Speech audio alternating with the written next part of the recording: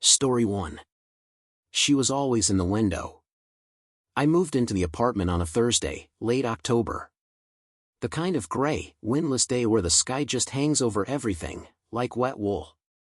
The movers dropped off my mattress, a plastic tub of kitchen stuff, and my folding chair. That was it. Everything else was gone, or left behind in Chicago. Unit 4C. 4th floor, facing the alley. Not much of a view. Just the opposing building's identical window rows and a few sagging cables strung between. I picked it for the price and the quiet. Mostly the quiet. That first night, I didn't notice her. The next morning, I opened the blinds to let in some daylight. That's when I saw the figure across the alley, in the window directly parallel to mine. A woman. Still. Pale. Standing just behind the glass, hands at her sides. Staring straight ahead. Not at me. Just, through everything. I didn't think much of it. Maybe she liked looking outside. Maybe she was daydreaming. Or waiting. The second morning, she was there again. Same posture. Same expression. Still unmoving. The window was wide open behind her, though it had rained overnight. Her clothes didn't look wet. Her hair, dark and straight, sat neatly on her shoulders. I stared for maybe 10 seconds, then looked away. It wasn't my business. The third day, the blinds in her window were gone. Not pulled up, removed. I didn't remember seeing blinds before, but something about the bare window now made her presence more intrusive. Like the glass was thinner. I told myself I was being weird. That evening, while brushing my teeth, I noticed a soft ticking. Faint. Rhythmic. I turned off the bathroom fan. It stopped. Turned the fan on again. Nothing. Probably a pipe. I made ramen on the hot plate, watched something dumb, and went to bed around 1. I woke up to light. Not moonlight, too direct. A white glow, seeping through my window, though I was sure I'd shut the blinds. It wasn't coming from a street lamp. It felt diffused. Soft and flat, like from a light box. I got up, approached the window, and peeked out. She was still there. Her window lit now, not brightly, but enough to show her face clearly. Pale. Blank. Not blinking. The light came from behind her, but didn't cast shadows. Just spilled outward. I stood there a long time. She didn't move. I don't know what I expected. I half-waved, out of instinct. No reaction. I went back to bed, telling myself I wouldn't look again tomorrow. But part of me already knew I would. She hadn't moved in days. And somehow, that was starting to feel like movement. Ask ChatGPT. On Sunday, I tried staying away from the window. I kept the blinds down, pushed the chair to the opposite wall, and buried myself in freelance edits. Background noise helped. Podcasts. Whined through the cracked window. But every hour or so, I'd glance toward the light coming in at the edges. It had a different tone from sunlight, cooler, more sterile. By evening, my laptop's camera started acting up. I don't use it much, but it sits taped to a paperclip stand beside me. Around 7:40, the screen flickered. Just for a second. Then it stuttered again, this time with a faint, vertical smear. I checked the cord, restarted the app, and moved on. When I opened my blinds after dinner, out of habit more than choice, she was still in the window. Same clothes. Same face. Not a statue. Not plastic. There were too many small details, creases in her sleeves, faint shadows around the eyes. She was real. But she hadn't shifted. Not once. I leaned forward, squinting slightly. Her room was dark again, the glow from before gone. Still, I could see enough. The odd part wasn't that she was staring forward. It was that she didn't seem to be looking at anything. Her eyes didn't track movement or light. Not even me, leaning close to the glass. There's a difference between being watched and being present. She was neither. More like, placed. I took a picture with my phone. Not to prove anything, just impulse. When I checked the photo, her window was blank. Curtains drawn. No woman. No light. Just a featureless pane. I took another. Same thing. The room felt colder then. I checked the thermostat. 69. Still, I grabbed a sweater. The hallway outside was silent, save for a faint hum in the walls. That soft ticking returned as I brushed my teeth. It matched my breathing, then didn't. I tapped the mirror, half joking with myself. No answer. I didn't sleep well. Sometime past midnight, the sound of footsteps echoed faintly above me, though I'm top floor. Then silence. Then, again, that glow seeping into the blinds. I didn't get up. I told myself it didn't matter. That I was imagining weight where there was none. But then I heard something new, the low crackle of a voice. Muffled. Like through static. Coming not from outside, but from my laptop. The camera light was on. I hadn't turned it on. There was no feed open. No app running. Just the light, steady, watching. I closed the lid slowly. My phone buzzed. New photo saved. I hadn't touched it. The file showed my apartment, blurry, dim. My chair. My window. And behind the glass, a pale outline. Faint. Partial. As if halfway through. I didn't look again until morning. On Tuesday, I finally asked someone. The maintenance guy, Carl, mid-50s, always smells faintly of dust and cigarettes, was fixing the elevator panel when I caught him near the stairwell. Hey, I said, does anyone live in 4B? Across from me? He squinted. That unit's empty. I nodded slowly. Sure. But someone's been in there. A woman. Keeps standing at the window. He looked at me a second too long. That place has been vacant since last fall. Pipes froze. Whole ceiling came down. No one's touched it since. I didn't say anything. He went back to work. Back upstairs, I stood in my hallway for a while, staring at the door to 4B across the alley. I couldn't see it from my side, but I knew the angle. Knew where she would be standing. The urge to check was too strong. I pulled up an old floor plan from the property website. 4B's layout matched mine. If I could see her from my window, she could see me. Or should have. That night, I removed the tape from my webcam and set it facing the alley, recording. I watched something dumb, kept the lights on. Around 2 a.m., the knocking returned, not loud, not urgent, just present. From the mirror again. This time I turned toward it.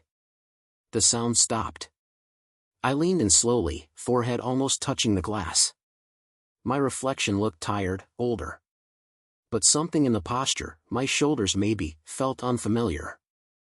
I turned my head slightly. My reflection didn't. I blinked and stepped back. Just a trick. Sleep deprivation. That's all. In the morning, I checked the footage. 3 hours of static. Around 3:17 a.m., the lens flickered. Just once. Then a faint white haze entered the frame, hovering. It didn't move like a person. More like a suggestion of one. The woman didn't appear, but the glow did. It grew until the whole screen washed out. Then cut to black. That afternoon, I left the apartment for a few hours. Sat in a library. Drank weak coffee. Pretended to read. When I returned, the light in my apartment was off, but my blinds were open. I never left them open. I crossed the room. The alley was empty. Her window was dark. The air in my unit smelled faintly like cold iron. I closed the blinds. Sat down. Breathed. When I woke at my desk that evening, the room was quiet. No ticking. No static. Just stillness. Then the screen turned on. No input. Just a black window on the monitor, like a video call waiting for sound. I leaned closer. It wasn't my reflection. It was her. Same face. Pale. Still. But now inside my apartment, framed in dim light. Her lips moved, but there was no sound. The camera blinked off. I haven't looked at the window since. But I feel her behind the glass, waiting for me to. And lately, when I catch my reflection, I'm not entirely sure it's mine anymore. Story 2. The smell from apartment 2A. I moved into the building the first week of July. The kind of summer where the air doesn't move and even shade feels heavy. The apartment wasn't much: second floor, low ceilings, carpet that had turned from beige to something indistinct, but it was quiet, and the rent was manageable. That's all I needed. The heat was constant. My box fan buzzed day and night, pushing warm air around. The window unit wheezed but didn't do much. Still, it beat the hospital. At least here I could close the door and not hear anyone breathing through the wall. My cat, Minnie, adjusted fast. She was always better at starting over than I was. Within days she had claimed the sill and took to watching the parking lot like it was television. I first noticed the smell a few days in. It hit halfway down the hall near apartment 2A. Faint at first. Sweet, but off. Like rotting fruit mixed with dirt. I assumed someone had left garbage out too long, maybe a leak under the floorboards. The building was old. It made sense. I didn't think about it again until I passed 2A the next night and the smell was still there. Stronger. Thicker.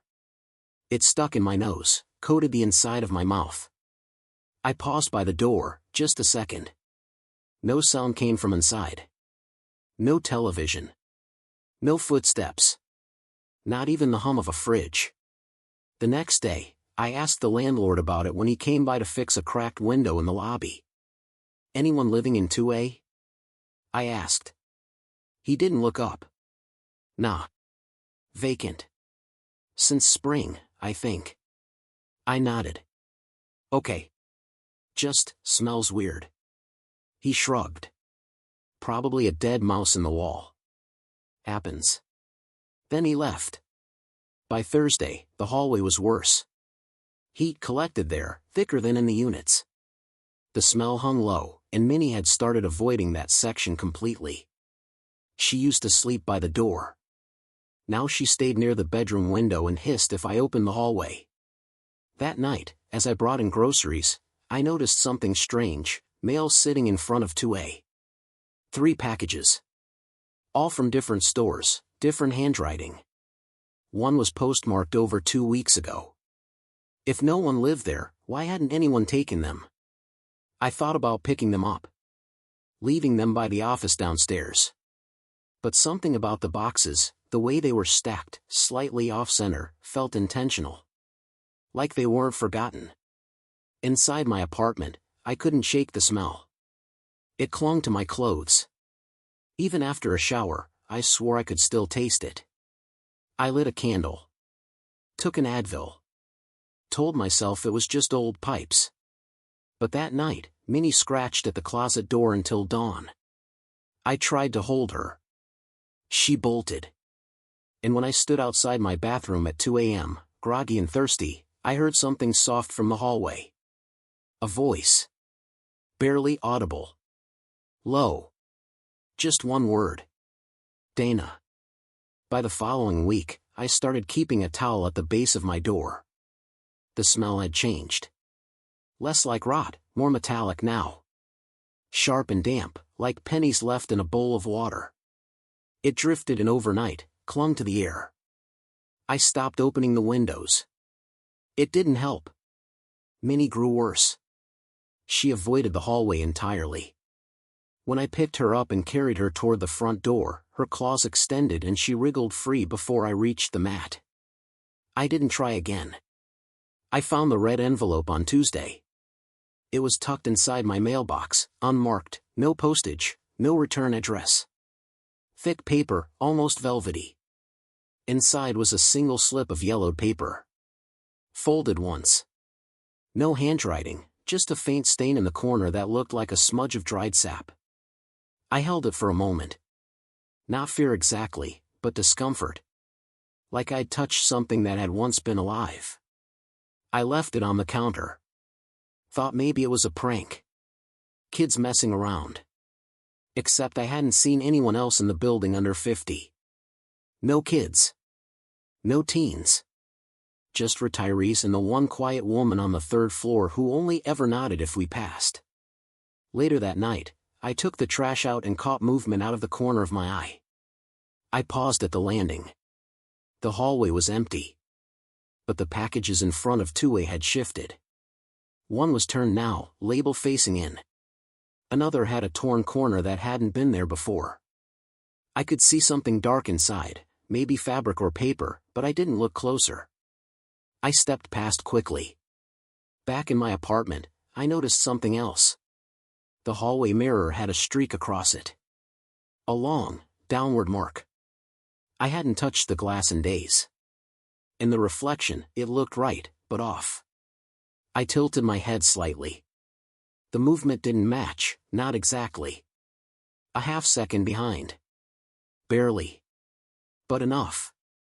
I turned away. At 2:47 a.m., I woke to a scratching sound. It wasn't Minnie. It came from the front door.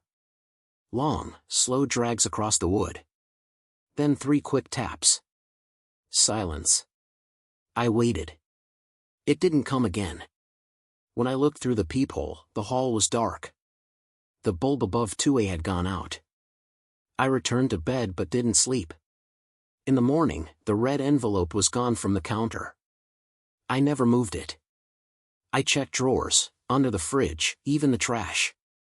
It wasn't there. That evening, I passed 2A again, faster this time, and paused at my own door. Something had been slid beneath it. A scrap of that same yellowed paper. Folded once. I opened it carefully. No message. Just that same stain in the corner. Only now, it smelled faintly of soil. Fresh. Turned. Like something underneath had just been unearthed. Ask ChatGPT. I don't remember deciding to open the door. Not really. It was more like I ran out of reasons not to. It was Friday. The heat had broken, barely. A breeze moved through the alley like breath through a cracked mouth. My apartment felt quieter than usual. No humming from the fridge. Even the fan seemed to hesitate. That morning, I found another red envelope in the freezer. I hadn't opened it. I didn't even touch it. Just stared at the white frost forming along the edges, and closed the door again. By evening, the hallway outside was still. Light from the setting sun poured in through the far stairwell window, washing everything in amber. I stood outside 2A. No smell now. That struck me first. The odor that had pressed against my door for days was simply gone. The packages were still there. Same labels. Same torn corner. But the box closest to the door had collapsed in on itself slightly, as if whatever was inside had shifted. I knocked. Once. More out of reflex than hope. No answer. I pressed my ear to the door. Silence. The knob turned easily. Unlocked. Inside, the air was still. Too still. I stepped in. The lights didn't work. Or maybe there weren't any. The space was dim, lit only by what filtered through the hallway. A small table stood by the entrance, covered in red envelopes. Dozens. All unopened. A few had fallen onto the floor and been stepped on, or pressed flat. Beyond that, the layout matched mine. But something was wrong. The space felt compressed. Walls too close, ceiling too low. As if the room had exhaled once and never filled again. There were no signs of furniture. No smell of dust or mildew. Just bare floor, dry air. I moved slowly.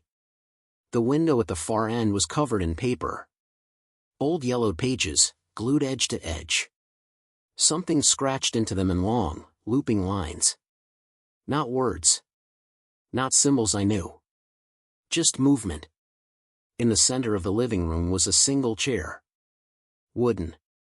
Plain. Facing the papered window. I didn't approach it. Instead, I turned slightly, and that's when I saw the mirror.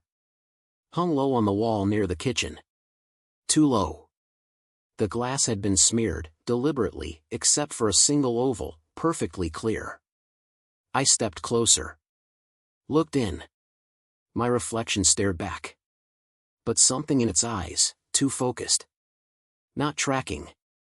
The angle of the mouth was wrong. I blinked. It didn't. Behind me, something shifted. Not loud. A weight. A breath. I didn't turn. I walked out, slowly, back through the door, down the hallway, past the stairwell, into my own apartment. I locked the door. Pushed the chair against it. That night, I didn't sleep. But I did hear the scratching again. This time, from inside the wall. And when I passed the hallway mirror the next morning, my reflection was already waiting. Story 3. The man upstairs never sleeps. The snow had already started to crust over when I moved in. February, a few years back. I'd left the job 6 months earlier. Herniated disc, chronic panic, the usual. I didn't expect a parade. I just needed somewhere quiet. The second floor unit was small but manageable. 3 rooms, all square. It had that old building charm, uneven floors, windows that whistled in the wind, and radiators that hissed louder than they heated. I told myself I'd only stay the winter. Mornings passed in silence. I read. Took walks when the sidewalks weren't a sheet of ice. Heated canned soup. Watched the snow pile against the base of the fire escape. Nights were more difficult. Not frightening, just long. The footsteps began about 2 weeks in. Always at the same time, 2:19 a.m. Not a guess. I checked. They started faint, just a slow shift above my bed. Then one step. Another. Careful, measured pacing. Like someone walking back and forth across the room, barefoot. I figured it was the upstairs neighbor. Didn't blame him. Insomnia makes strange things normal. I tried earplugs. Sleep sounds. They helped, but I could still feel the rhythm, like pressure on the ceiling above me. The odd part was the consistency. Always the same number of steps. 12 across. 12 back. No pause. No variation. For exactly 43 minutes. Then silence. I started tracking it. I made marks on a legal pad. Same pattern. Every night. One afternoon, I bumped into Marlene, the landlord, on the stairs. She asked if I needed anything. I said no, then hesitated. The guy upstairs, I said, casually. What's his deal? Works nights? She gave me a look.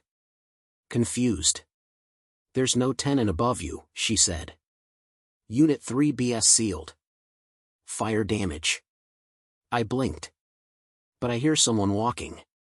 Every night. She shrugged. Nobody's supposed to be up there. I wanted to press it, but her tone ended the conversation. That night, the footsteps came again. Right on time. I laid still, counting. 12 steps across. 12 back. Over and over. I turned my lamp on. The sound didn't stop. The light didn't change anything. At 3:02 a.m., they ended. I sat up and stared at the ceiling. There was a faint mark now. Circular. Maybe a water stain. I hadn't noticed it before. I stood on the bed and touched it. Dry. The next morning, I visited the 3rd floor. The door to 3B was chained shut, handle rusted. A printed notice warned of structural issues. Paper yellowed and curling at the edges. Still, I could feel something on the other side of the door. Not movement. More like presence. Later that evening, I found my sleeping pills on the counter, turned 90 degrees from how I'd left them. I live alone. I didn't take any that night. Instead, I waited in bed, lights off, eyes open, and listened. At exactly 2:19 a.m., he began walking again. I started sleeping on the couch. It didn't help. The steps upstairs were fainter from the living room, but they still reached me. The same pacing. Always across, then back. 43 minutes, every night. Not a minute more. Not a minute less. I tried to ignore it. Made tea. Watched old TV reruns with the volume up. But I always ended up pausing, listening. No matter what I did, the pattern came through. I hadn't seen Marlene again. Her office was dark most afternoons, the blinds pulled tight. I considered calling, but what could I say? The unoccupied unit above me walks in circles at night. Instead, I tried logic. Old buildings shift. Pipes expand. Maybe some animal got in through the roof. I repeated that while brushing my teeth, while folding clothes, while doing everything I could to stay grounded. But that stain on the ceiling, it grew. It wasn't dramatic. Barely a shade darker than the paint. But I checked each morning. I measured it against the edge of the light fixture. It widened by less than half an inch overnight. Only at night. One morning I found a small flake of paint on my pillow. Curled like ash. I stared at it for a long time before brushing it onto the floor. That evening, I opened the apartment directory in the lobby. The top floor had only 2 units, 3A and 3B. 3A was marked vacant. 3B had no name. No forwarding address. Just a black line through the slot where a label should be. The payphone on the corner rang as I stepped back outside. I didn't answer. No one ever does. Later that night, I sat at the kitchen table and scribbled out the step count on a notepad. 12 across. 12 back. I mapped it. Judging by my own layout, whoever was above me walked a path from one end of the bedroom to the other, pivoted, repeated. The rhythm never faltered. Not until that night. At 2:19, the first step fell. Then the second. On the third pass, something changed. A pause at the halfway mark. Long enough for me to notice. Then the footsteps continued, slower now, but still deliberate. I sat up. Waited. A minute later, a low creak from the ceiling above the hallway. Not the bedroom. The path had changed. He was no longer pacing the room above me. He had moved closer to the front door. I stood there in the dark, holding my breath, hand resting lightly on the doorknob. The air felt heavier. The radiator had gone silent. I listened. No more walking. No sound at all. Just a soft, quiet tapping. Not at my door. At the ceiling. 3 taps. Measured. Even. Then silence. When I checked the next morning, the stain had reached the edge of the smoke alarm. That was the first day I noticed my reflection blink half a second late. I called the city inspector's office the following Monday. I asked if anyone had signed a new lease for the top unit. The woman on the phone checked. Told me no permits had been issued since 2004. The third floor had been listed as unfit for habitation after the fire. Damage to the joists. Unsafe. I thanked her and hung up. That night, I didn't wait until 2:19. I stayed seated on the couch, lights off, wrapped in a blanket, cup of water untouched on the side table. I didn't expect answers. I just wanted to hear the steps again. To know they followed a pattern. Because patterns mean rules. And rules can be survived. They started late. 2:23. The delay didn't comfort me. The first footfall landed above the hallway. Then another, closer to the bathroom. The path was different. Wider. Heavier. Something dragged slightly now. Not enough to be loud, but just enough to change the character of the sound. Like the rhythm was slipping. I stood under the ceiling, craning my neck to follow it. Step. Drag. Step. Stop. Then nothing. I whispered, "Hello?" No response. The silence lasted 3 full minutes. Then 3 sharp knocks from above. Same spot. Right where I stood. I backed away. Slowly. Sat on the bed, watching the stain on the ceiling. It pulsed faintly, like something behind it was breathing, shallow and controlled. I turned away. The next morning, I opened my closet and found the flashlight I hadn't touched in years. Changed the batteries. I hadn't made a plan, but by late afternoon, I was at the stairwell. The door to 3B hadn't changed. Still chained, the notice still taped crookedly. But the doorknob had faint smudges. As if recently touched. I stood there for too long, feeling nothing in particular. Not fear. Not curiosity. Just, drawn. The ceiling creaked above me. I went back down. That night, I placed the flashlight on the nightstand and laid in bed, eyes on the ceiling. At 2:19, it began. But now it was no longer steps. It was pacing in something else. A sound like shifting fabric. Like someone adjusting themselves, brushing past walls. I sat up. Across the room, my closet door creaked open by an inch. I didn't move. The radiator hissed behind me, faint and sharp. In the ceiling, something tapped, once, right above the bed. A different tone. Wood against wood. Then a second tap. Slower. I looked toward the hallway. The door was closed. Locked. Nothing had changed. Except the apartment felt full. Like I was no longer alone, though I hadn't seen anyone enter. When the sun came up, the stain on the ceiling was gone. Just clean white paint. No trace it had ever existed. And somehow, that was worse. That night, I didn't wait for the footsteps. I climbed into bed early. And waited for the ceiling to breathe again.